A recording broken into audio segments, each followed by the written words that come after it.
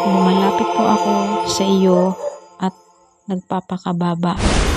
Ang buhay ko ay walang direksyon, paikot-ikot lamang.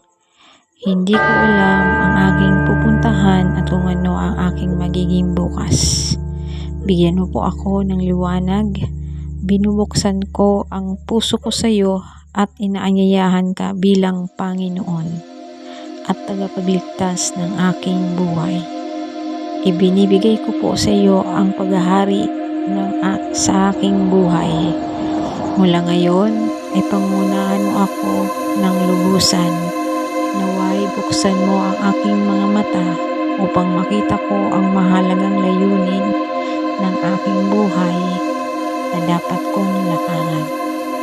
Ito po ang dalangin ko at sa pangalan ng ating Panginoong Jesus.